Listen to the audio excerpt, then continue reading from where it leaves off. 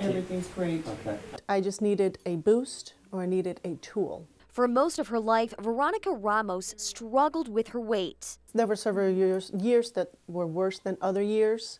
And there was back in 2000 when I tipped the scale at about 305 pounds. Although she began exercising and even cut out soft drinks and fast food, it simply wasn't enough. On top of that, she was also battling sleep apnea. I did lose 100 pounds on my own back in 2000.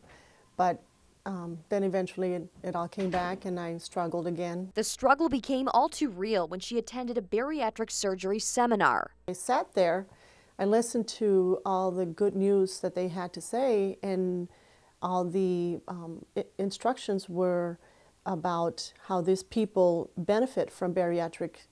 And as I sat there, I listened to it and I found out that they were talking about me, that I had sleep apnea, I had back problems. I had these issues all my life. It was then she consulted with Dr. Michael Nizzi, director of bariatric surgery at Munson Medical Center. Together, they decided weight loss surgery might be the answer. Typically, it's someone who has a body mass index greater than 40, which is typically 100 pounds over their ideal body weight. Or if their BMI is lower in the 35 to 40 BMI range, they usually have to have some related comorbid condition. So one or more, so diabetes, hypertension, sleep apnea. Dr. Nizzi says there are different bariatric procedures, but gastric bypass is the most common. The main way that surgery works is a restrictive component by creating a much smaller stomach. They consume a much smaller amount of food. They typically have a loss of their appetite because the hormone that's produced by the stomach, called ghrelin, is typically shut off after either a bypass or a sleeve gastrectomy is done.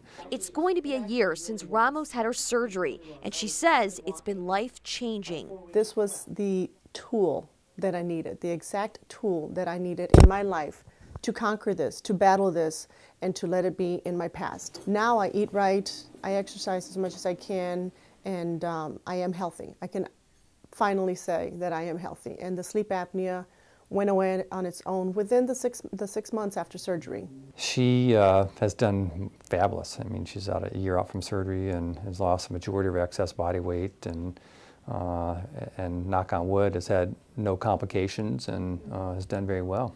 I don't care how much I've lost. I don't want to know the number. I just want to know that I'm healthy and that I'm doing everything right, and then I'm exercising. In Traverse City, Melissa Smith, 7 and 4 News. And then no reflux issues? None whatsoever. And then no difficulty with it? Everything's great. Okay. I've been off my CPAP unit for six months now. Okay, great. 6 months.